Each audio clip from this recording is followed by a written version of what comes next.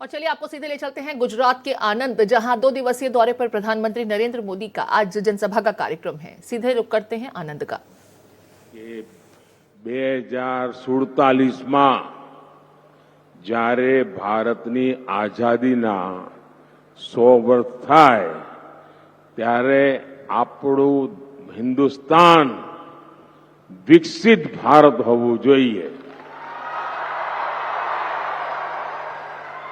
અને આપણું ગુજરાત પણ વિકસિત ભારત હોવું જોઈએ। અને વિકસિતનો મતલબ શું છે એ આણંદ ખેડાવાળાને ના સમજાવવું પડે, કારણ એમણે આખી દુનિયા જોયેલી છે। સમૃદ્ધ દુનિયા કેવી હોય એમને ખબર છે, પ્રગતિ કેવી હોય એમણે જોઈ છે અને એમના કુટુંબીજનો આજે પણ દુનિયાના સમૃદ્ધ દેશોમાં રહે છે। આપણે એવું બનાવવાનું છે।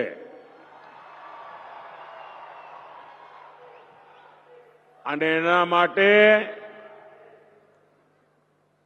એના માટે મારી પળે પળ આપના માટે, મારી પળે પળ દેશના માટે। એટલે મેં દેશને ગેરંટી આપી છે 24/7 ફોર 2047।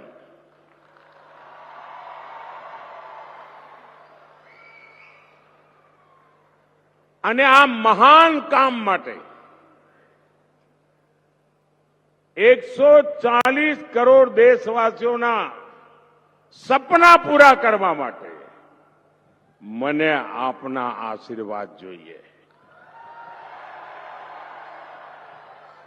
મને સરદાર સાહેબની ભૂમિના આશીર્વાદ જોઈએ।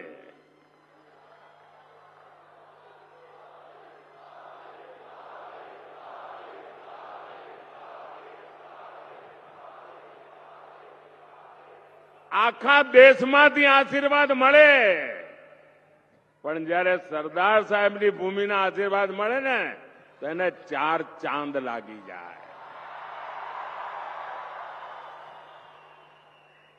અને એટલા માટે હું આજે ગુજરાતની ધરતી પાસે આશીર્વાદ માંગવા માટે આવ્યો છું। અહીંયા મારી ઓળખાણમાં કહેવામાં આવ્યું કે હવે પીએમ સાહેબ બોલશે, કેવું આમ અતડું લાગે। આમ આપણા કાનમાં શબ્દો જ ના ઘૂસે। આમ આપણે કહીએ પીએમ સાહેબ એટલે આમ જોવું પડે કોણ, અને એમ કહે નરેન્દ્રભાઈ,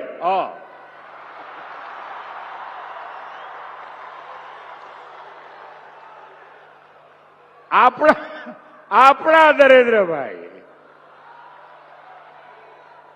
એની જે મજા છે ને ભાઈ, એ પીએમ સાહેબ માં ન હોય। અને જ્યારે ઘેર આવીએ અને ઘરના સ્વજનો, નરેન્દ્રભાઈ કેમ છો,